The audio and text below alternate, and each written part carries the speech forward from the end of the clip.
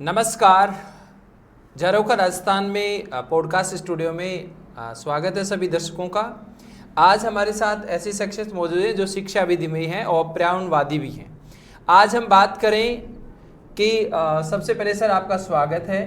धन्यवाद आपका। दूसरी बात मैं अभी बताऊं आपको कि अपने जो राजस्थान का राज्य वृक्ष है खेजड़ी, उसको संकट आ रहा है। पहले अरावली के ऊपर संकट आया था, हरियाली के ऊपर, उसके बाद अब एक संकट और आ रहा है जो बड़ा आंदोलन का रूप भी ले रहा है।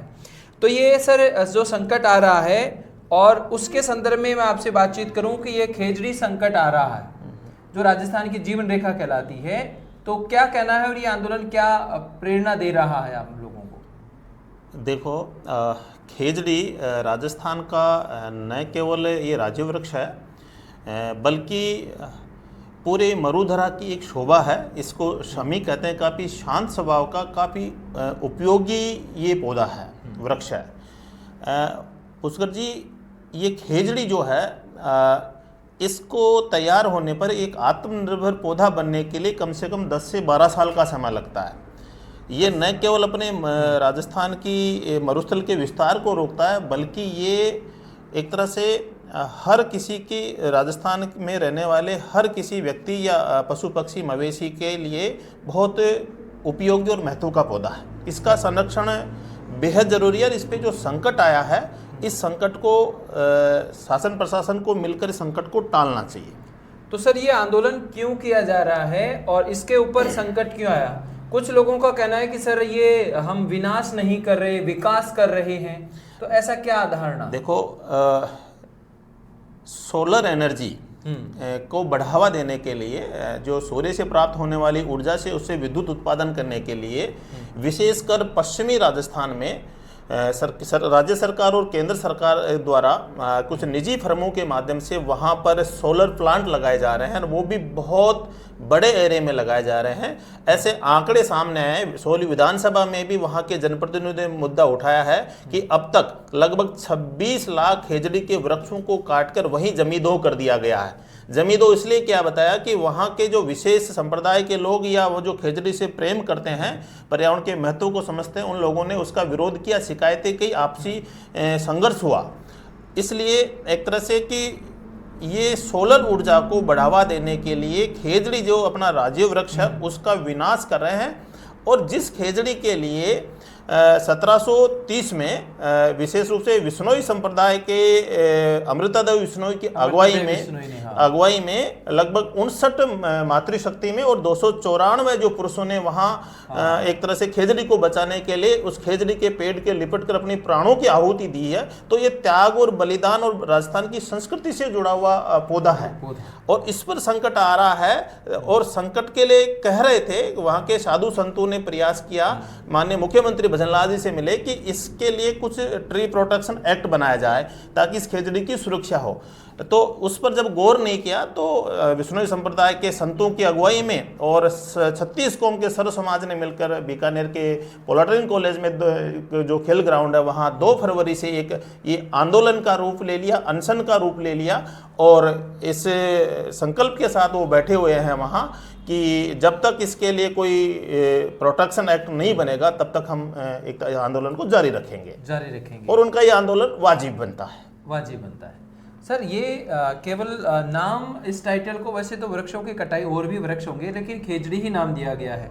और खेजड़ी को जीवन रेखा या राज्य वृक्ष क्यों घोषित कर रखा है? ये देखो, खेजड़ी के जो 26 लाख बड़े वृक्षों को विनाश करके उनको जमींदोह किया गया, वही नहीं, लगभग 40 लाख वहाँ झाड़ियाँ, कहते हैं कि सांगरी, कैर सांगरी, यानी कैर के पौधे, झाड़ी के पौधे, जो जीरोफाइट प्लांट थे, मरूदवीर पौधे थे, वो भी लाखों की संख्या में एक तरह से काटे गए हैं, जिससे उन झाड़ियों में, उन पौधों में, उन वृक्षों में जो पशु पक्षी थे, वो जातियाँ, पशु पक्षियों और कीट पतंगों की जातियाँ वहाँ से लुप्त हो गई, वहाँ से विलुप्त हो गई और एक तरह से उनके जीवन को संकट आ गया। ये जो राज्य वृक्ष का इसको दर्जा दिया गया था लगभग 1983 में इसको राज्य वृक्ष घोषित किया था कि ये जो पौधा है विशेष कारणों से धीरे धीरे विलुप्त हो रहा है, तो इस विलुप्त होने के कगार पर ये जो प्रजाति पूछे, इसको संरक्षण देने के लिए सरकार ने इसको राज्य वृक्ष की एक तरह से घोषणा की थी। इसका कुछ पर्यावरण महत्व थोड़ा ज्यादा है। हाँ, ऐसे भी सुनने आया है राज्य वृक्ष, और इसकी विशेष पूजा भी की जाती है दशहरे के अवसर पर। देखो हम किसान के बेटे हैं और हमने जब खेत में काम करते हुए जो अत्यधिक जब पसीना आ जाता था, तो हमारे पसीने कि जो एक तरह से पसीनों को सुखाने के लिए हम खेजड़ी के पेड़ के नीचे बैठते थे। इतना ही नहीं, जब बारिश आ जाती थी तो हम उस पेड़ के नीचे शरण लेते थे।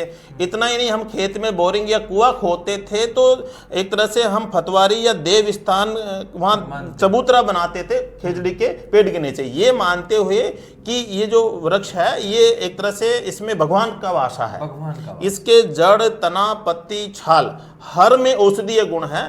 जब 56 का अकाल पड़ा था, हमारी माताजी बताती हैं कि 56 के अकाल में खेजड़ी के छोड़े जो होते हैं उनको पीसकर आटा बनाकर उसकी रोटी खा के लोगों ने अपनी जान बचाई थी।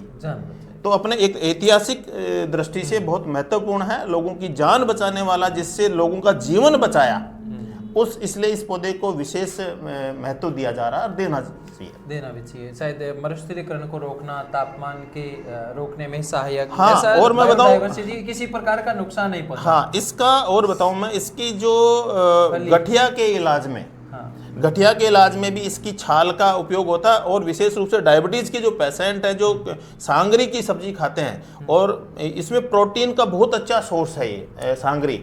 विदेशों में इसके हजारों के रुपए किलो के भाव से बिक रहा है। और अभी पिछले साल सरकार ने 2025 में इसको जीआई टैग भी दिया है सांगरी को, 2025 में दिया। तो इसके महत्व को देखने के बाद केशवानंद जो कृषि विश्वविद्यालय, उसने ये जीआई टैग जो इन्होंने दिया है, तो इसके संरक्षण के लिए दिया है। सर, एक तरफ सरकार वृक्ष लगाने की बात कर रही है, हरियाणा राजस्थान, और दूसरी तरफ ये काट रही है, ये थोड़ा सा असमंजस्य वाली स्थिति लगती है। उसके देखो, हर व्यक्ति को अब अंधेरे के बजाय उजाले में रहने की आदत पड़ गई है। वो हर काम स्विच जलाकर दबाकर करना चाहता है। तो स्विच जब, या कोई मशीनरी या मोटर या जो कोई चक्की, आटा मशीन, या जो भी एसी, फ्रिज, कूलर चलेंगे तो वो एनर्जी से चलेंगे। अब एनर्जी उत्पन्न का या तो कोयला है या गैसें हैं, तो वो तो एक प्राकृतिक संसाधन सीमित मात्रा में है। गवर्नमेंट, केंद्र सरकार, राज्य सरकारों की ये योजना है कि क्यों नहीं अपने यहाँ जो अधिक गर्मी पड़ती है, सोलर एनर्जी को काम में लेके लोगों को ऊर्जा की आपूर्ति निर्बाध रूप से देते रहे। तो उन्होंने ये प्लान किया कि सोलर प्लेट लगाई जाए, और सोलर प्लेट के लिए एरिया चाहिए। तो ये पश्चिमी राजस्थान में ज़्यादा एरिया था, लेकिन अब ये जो सोलर प्लेटें या सोलर प्लांट लगा रहे हैं, उसमें इनको टकराव की जगह उनको एक रास्ता निकालना चाहिए कि क्यों नहीं इंदिरा गांधी कैनाल है, क्योंकि इन प्लेटों को साफ करने के लिए, धोने के लिए पानी भी चाहिए, तो क्यों नहीं कैनाल के पूरी के ऊपर सोलर प्लेट, क्यों नहीं जो सड़क मार्ग हैं उनको एक उसके दोनों तरफ ऊंचाई तक सड़क पे भी एक तरह से छाया रहे, ऐसी जगह पर ये सोलर प्लेटें लगाएं। जहां खेजड़ी है उसके ऊपर ऐसा इसका स्टेच्यू ढांचा, क्योंकि मकानों पे भी 3-3, 4-4 मंजिल पे लगती है। मकानों पे तो खेजड़ी जहां आ रही उसको बचाते हुए उसके ऊपर सोलर प्लेटें लगाई जाए, ताकि लोगों की जो आस्था है, लोगों को चिंता है कि पर्यावरण बचेगा, तब जाके एक तरह से मानव जीवन बचेगा। क्योंकि ये जो खेजड़ी है इसकी सैकड़ों वर्ष आयु होती है, क्योंकि इसको तैयार होने में कम से कम 12 वर्ष का समय लगता है। और आजकल ये क्या एक तरह से इसकी हाइब्रिड नस्लें आ रही हैं, उसकी आयु इतनी नहीं है, उसके फल वगैरह थना में इतना औषधीय महत्व नहीं जितना इसे अपनी जो प्राकृतिक पुरातन खेजड़ी का है, प्रोसोपिस सिनेरेरिया का जितना महत्व है। ये विशेष बात है। आपका कहना मतलब है कि आप विकास उस तरह से कीजिए जिस तरह से प्रकृति और पर्यावरण बच सके, जी, है ना। बहुत अच्छी सोच है। लेकिन सर, फिर सौर ऊर्जा आपने बता भी दिया कि यहाँ लगानी चाहिए। अब ऐसे गुजरात में बहुत बड़ा प्लांट लगा है, राजस्थान भी चाहता है कि सौर ऊर्जा में अग्रणी राज्य रहे। अब उसके लिए कहीं ना कहीं जगह चाहिए, तो सरकार को कहाँ से ये सौर ऊर्जा की आवश्यकता भी ज़्यादा लोगों को महसूस हो रही है, तो कहाँ से आपके हिसाब से कहाँ पर ऐसी जगह है चिन्हित करने के लिए? इसका एक विकल्प है कि हर घर की छत पर सरकार की योजना के तहत हर घर पे जैसे पेयजल का नल पहुंचा, हर घर जल पहुंचा, ऐसे हर घर की छत पर सौर पैनल पहुंचे। हर घर की छत पर जब सौर पैनल पहुंच जाएगा तो बहुत सी एनर्जी, एक तरह से जो ऊर्जा है वो उसकी खपत कम हो जाएगी, वो भी सब्सिडी के तहत दे। कि उसके घर के सामने उजाला रहे, उसके गली में उजाला रहे, उसके घर के जो बेसिक नीड्स जहां होती है रात में लाइट जलने के लिए, तो हर घर की छत पर, हर नागरिक की छत पर एक निःशुल्क सरकार की योजना से सौर पैनल विकसित किया जाए, ताकि ये इतना लोड नहीं पड़े कि जंगल को उजाड़ कर और फिर वहाँ सौर पैनल बड़े स्थापित किए जाएं। तो क्योंकि इससे देखो एक साइड इफेक्ट और है, कहते हैं कि वास्तव में कि डोटासरा जी ने भी कहा है कि शेर और बकरी साथ नहीं रह सकती। शेर और बकरी, हाँ, क्योंकि सौर पैनल जो एक तरह इतने बड़े एरिया में एक तरह से शेर के वहाँ टेम्परेचर अन्य जगह की तुलना में 4 से 5 डिग्री ज़्यादा रहेगा। वो वहाँ जो समी है, खेजड़ी है, वो वहाँ जलेगा, यानी दोनों एक साथ नहीं रह सकते, वो वहाँ से उखाड़ेंगे या उसको जलेगा। तो एक तरह से विकल्प के रूप में सोचें, हर घर की छत पे, हर दुकान की छत पे, हर जहां एनर्जी चाहिए वहां पर अगर सौर पैनल लग जाए तो ऐसे कई गांव हैं, कई एनजीओ ने मेरे मेवाड़ अंचल में डेवलप कर रखे हैं। वहां के सड़क मार्ग से लेकर हर घर, हर निवास तक सौर पैनल की लाइटें लगी हुई हैं। तो उनका उन गाँव में खपत, वो आत्मनिर्भर गाँव अपने सीकर में जगह लगा दी जाए, तो सप्लाई करने में भी आसानी रहेगी। जैसे सीकर में हर्ष पर्वत पे जो पवन चक्कियां लगी हुई हैं, ये एक तरह से विंड एनर्जी है। ऐसे ऊंची जब मगरें हैं, अरावली भी बचेगी, वहाँ ऐसे पवन चक्कियाँ लगा देंगे तो अरावली पे खनन रुकेगा, अरावली भी सुरक्षित रहेगी। अब अरावली पे संकट, अब वहाँ वनस्पति, यहाँ की राज्य वृक्ष पर संकट, राज्य वृक्ष पे संकट नहीं है, राज्य वृक्ष की वजह से गोडाउन पे भी संकट आएगा, क्योंकि वहाँ जो झाड़ी जिनमें गोडाउन छुपता था, अपने अंडे देता है ना, वो भी गायब हो रहा है। वहाँ जो चिंकारा पे भी संकट आएगा। तो एक खेजड़ी से बहुत से वहाँ की वनस्पति जाति, वहाँ की पशु पक्षी जाति पर संकट आने वाला है। इसलिए इनका आंदोलन, ये मूवमेंट, ये जनजागृति, ये सोशल मीडिया कैंपेन बहुत जरूरी है। तो ये सर लगभग 2 फरवरी से लगे हुए हैं, और अब तो लगभग कितने दिन हो गए, आज बात करें 1 लाख से अधिक लोग वहां पहुंचे हैं, और कुछ राजनेताओं की भी इसमें भूमिका है, वो भी विरोध कर रहे हैं, जिसमें विशेषतः हनुमान जी बेनीवाल और रविंदर सिंह भाटी और भी लोग हैं। देखो क्या नजरिया है, उनकी क्या भूमिका? उनकी सोच भी अच्छी है कि देखो सरकार लेवल पे इसका समाधान होना है, तो देश की सबसे ऊंची संसद जो है वह हनुमान बेनीवाल ने और उनके और सहयोगियों ने कि खेजड़ी बचाओ, पर्यावरण बचाओ, अपनी तख्तियां दिखाई, अपना विषय रखा। राजस्थान विधानसभा, सोली विधानसभा में भी बहुत से वहाँ पश्चिमी बेल्ट के जो जनप्रतिनिधि थे, उन्होंने आंकड़ा रख के, उन्होंने बाकायदा एक तरह से अमृता देवी बिश्नोई पर्यावरण संरक्षण एक्ट या खेजड़ी बचाओ एक्ट उन्होंने मसौदा रखा है और पुरजोर अपनी मांग को रखी है। तो जनप्रतिनिधि भी देखो, उनको तो जनता की भीड़ चाहिए, लेकिन वो वहाँ के साधु संत, वहाँ के युवा एक्टिविस्ट, यहाँ के प्रकृति प्रेमी जो इतनी संख्या में हैं कि वो ये इस जिद पे अड़े हुए हैं कि जब तक विधानसभा में अमेंडमेंट या एक्ट नहीं बन जाए, ट्री प्रोटेक्शन एक्ट या खेजड़ी प्रोटेक्शन एक्ट, तब तक हम नहीं उठेंगे। तो वहाँ मैंने एक चीज़ देखा कि वहाँ 29 की संख्या में साधु संत और सैकड़ों की संख्या में माताएं बहनें, उन्होंने अन्न जल त्यागा है। किसके लिए? उनको कोई नेता नहीं बनना, उनको कोई बड़ी मांग डिमांड नहीं है, वो पर्यावरण संरक्षण के लिए काम कर रहे हैं। तो ऐसे लोगों का न केवल हरियाणा पंजाब से समर्थन मिल रहा है, गुजरात, चारों तरफ से अब ये आंदोलन स्थानीय न रहकर और राज्य और राष्ट्रीय स्तर पर पहुंच गया। और खेजड़ी न केवल 1-2 संभागों में ही बचाने की जरूरत है, खेजड़ी तो हर कहीं खेजड़ी है, वो उसको अलग नाम से जाना जा रहा है, चाहे हरियाणा पंजाब यूपी में जहां पर भी खेजड़ी है उसको संरक्षित करने की जरूरत है। तो आंदोलन के लोग ये कह रहे हैं कि आप विकास, कुछ लोगों का ये कहना है कि साहब आप विकास का विरोध कर रहे हो, तो वो तो गलत बात हो गई, पर्यावरण वाले नहीं। देखो, विनाश करके विकास करना ये ठीक बात नहीं है, और वो भी प्रकृति जिसे प्राणवायु दे रहा है, खेत को खाद दे रहा है, यानी अपने जन्म से लेकर मरण, अपनी चारपाई भी कहते हैं कि खेजड़ी की लकड़ी की चारपाई, जहाँ देवता जिस लकड़ी में निवास करते हैं वो बहुत शुभ होती है। इतना ही नहीं, जब कोई यज्ञ हवन अनुष्ठान होता है तो भी खेजड़ी की लकड़ी को ही कहा जाता है कि वो लकड़ी, खेजड़ी की लकड़ी लाना। और जब व्यक्ति का अंतिम एक तरह से यात्रा होती है, जब संस्कार किया जाता है, तो भी खेजड़ी की लकड़ी को ही प्राथमिकता दी जाती है। पीपल और खेजड़ी को दोनों को बराबर तवज्जो दिया गया है।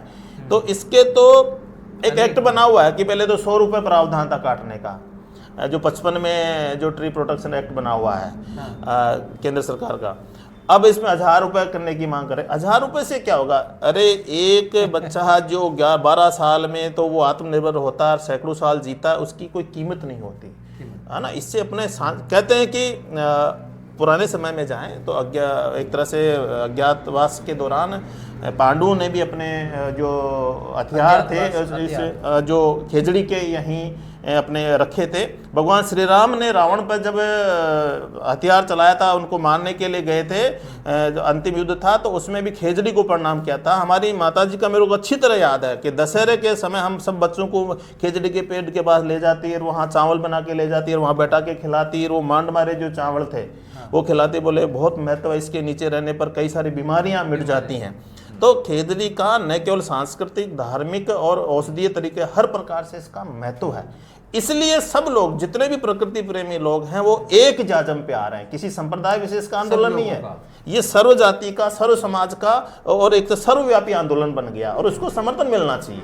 बिल्कुल सर, आप अब अंतिम संदेश सरकार को क्या देना चाहोगे, क्या अपील करना चाहोगे कि खेजड़ी के संरक्षण के लिए सरकार क्या काम करे, कौन से ऐसे कदम उठाए कि खेजड़ी का संरक्षण हो जाए, लोग जो विरोध कर रहे हैं वो भी काम हो जाए, और जो विकास की हमारी सरकार की जो पहल है सौर ऊर्जा पैनल वो भी बना रहे, तो उसके लिए आप क्या कहो? सौर ऊर्जा की डिमांड को देखते हुए सौर ऊर्जा के जो विकल्प सोलर पैनल के रूप में तैयार करने हैं, वो खेजड़ी की बलि पे न करें। किसी को नीचे दबाकर दफनाकर आप ऊंचा उठना चाह रहे हैं, सोलर एनर्जी के रूप में आप आत्मनिर्भर बनना चाह रहे हैं, लेकिन प्रकृति और पर्यावरण या खेजड़ी के विनाश या झाड़ियों के विनाश के आधार पर नहीं, आपको इसके वैकल्पिक रास्ते तराशने होंगे। खेजड़ी को बचाते हुए सौर पैनल लगाओ। और अन्य जैसे इंदिरा गांधी कैनाल बहुत दूरी में है, अपने स्टेट हाईवे, नेशनल हाईवे, ओरण की जमीनें, ऐसी ऐसी जगह हैं जहां पर पेड़ को बचाते हुए, वृक्ष को बचाते हुए, समीप खेजड़ी को बचाते हुए वो सौर पैनल स्थापित करें और आत्मनिर्भर एक तरह से एनर्जी लोगों को निर्बाध रूप से एनर्जी उपलब्ध कराते रहे। लेकिन खेजड़ी के बलिदान, देखो ये त्याग और बलिदान इससे जुड़ा हुआ है। तो इसके संरक्षण के लिए उनको कानून थोड़ा सुदृढ़ बनाना। देखो इसके कानून के लिए जैसे गवर्नमेंट दावा करती है कि हम 10 करोड़ पौधे हर साल लगाते हैं, उसमें तय करना चाहिए कि इतना % पौधा खेजड़ी का लगाएंगे, उसके संरक्षण का जिम्मा लेंगे। ऐसा नहीं कि लगा दिया 10 करोड़, उसमें 1 करोड़ ही नहीं बचा। ये फॉर्मेलिटी नहीं करनी चाहिए, क्योंकि प्रकृति जीवित रहेगी तो ही मानव जाति या अन्य वनस्पति जीव जातियां पृथ्वी पर जीवित रह पाएंगी। और प्रकृति का सबसे अच्छा शांत पौधा किसी के घर में तुलसी से भी अधिक महत्व का पौधा ये खेजड़ी है। खेजड़ी के लिए कई लोगों ने बलिदान दिया। हम कह रहे हैं कि कई लोग और बलिदान, लोग अपने घर में बैठ के अनशन कर रहे हैं, उस स्थान पे नहीं जा रहा, अपने घर में बैठ के अनशन कर रहे हैं। तो उन सब की पीड़ा और सबका इस प्रकृति और इस खेजड़ी वृक्ष के प्रति प्रेम को देखते हुए सर्व समाज को इस काम के लिए आगे आना चाहिए। सरकार को भी एक टकराव का रास्ता न अपनाकर और एक पैरेलल रास्ता निकालना चाहिए कि सोलर एनर्जी भी लोगों को मिलती रहे और प्रकृति भी बची रहे। बिल्कुल सर, ऐसी पहल करनी चाहिए सब लोगों के। आपकी बताई हुई बातों का हमारे दर्शकों पर सकारात्मक प्रभाव पड़ेगा। एक सर सिक्कर से एक अभिलाषा, डॉक्टर अभिलाषा रनवा है, तो वो भी प्रकृति प्रेमी है, पेड़ों का वितरण करती है, मैंने देखा भी है। और आप भी पेड़ जहाँ पर जाते हो पेड़ों के लिए संरक्षण के लिए हमेशा बात कहते हो, पेड़ों को बांट देते हो या उनको कहते हो कि संरक्षण भी करना। उनके लिए एक शब्द आप जरूर देखो। अभिलाषा रणवा और उनकी माता श्री दुर्गा जी रणवा बहुत ही स्वर्गीय श्री मनसुख राम जी रणवा के वो परिवार है। मैं उस परिवार से मैं लगभग 5-6 साल से जुड़ा हुआ हूँ।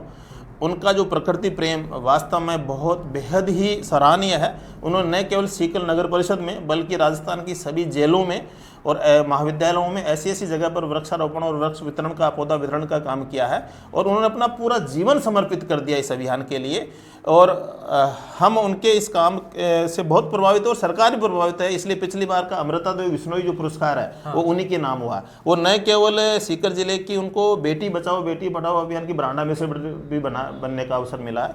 तो वो ऐसी बच्चियाँ जिन्होंने अपना पूरा जीवन सुबह से लेकर देर शाम तक, जब तक वो थक नहीं जाते तब तक पौधे, प्रकृति, पर्यावरण के प्रति समर्पित उनका परिवार है। भगवान ऐसे बच्चियों को, ऐसे परिवारों को लंबी उम्र दे ताकि हमारे पर्यावरण को भी एक तरह से संरक्षण का अवसर मिले, पर्यावरण भी अपना समृद्ध हो। बिल्कुल, बहुत बहुत धन्यवाद सर। हमारे दर्शक आपको धन्यवाद देंगे, आपकी बताई हुई बातों का अध्ययन करके वो सही मार्ग पर जाएंगे। Thank you. बहुत बहुत धन्यवाद।